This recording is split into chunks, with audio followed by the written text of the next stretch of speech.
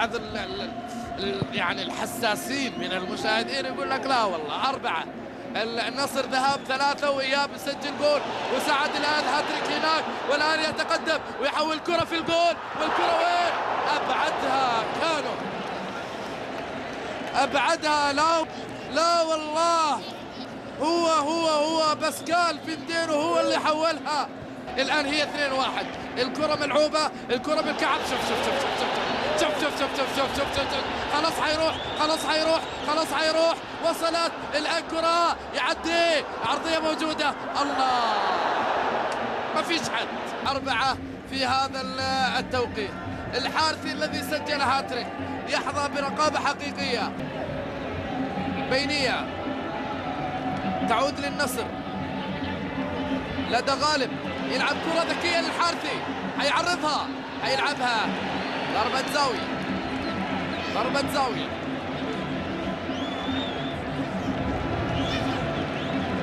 شوف الإعادة، أحمد مبارك تدخل، الحارثي يحصل كرة، نجم كبير بصراحة، ممتع هذا اللاعب، واحدة من الموضوعات لعب الكرة إلى رمية جانبية.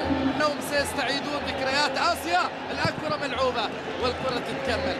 كأس آسيا في 2007، يعني لو استمر العمل للحارثي ومالك وياسر سنعيد ذكريات الهجوم الممتع.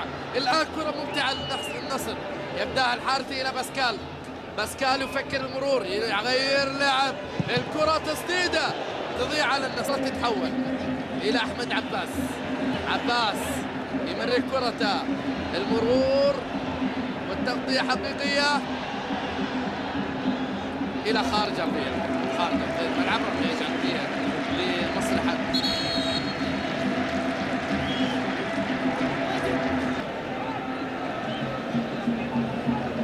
الحارثي.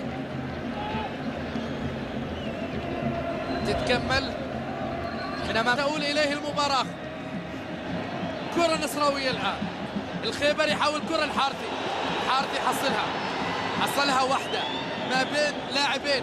الحارثي هيعدي، هيشوت ولا ينتظر؟ خلاص، الكثرة تغلب الشجاعة بدون أي مساندة من لاعبي النصر للحارثي المتراجعين. الأمور بفرحة نصراوية حتى الآن رغم الخسارة. تمريرة بينية، صاحب العبد الله، النصر نزلت تعطي قرار على الهواء مباشرة.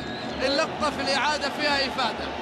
الحارثي مع الكرة هيحصل فاول، ما حصل، يعدي من واحد، يعدي من الثاني، في فاول.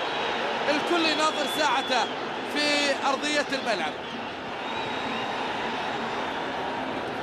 27 دقيقة، 28 دخلنا.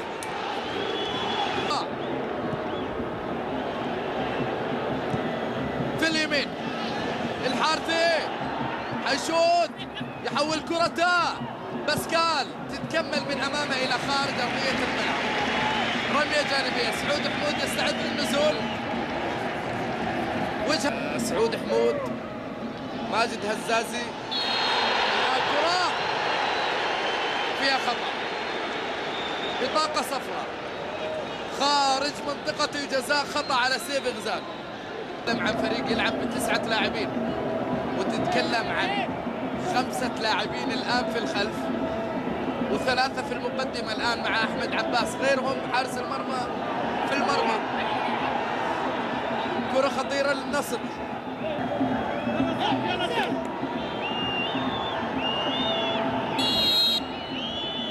كرة باسكال،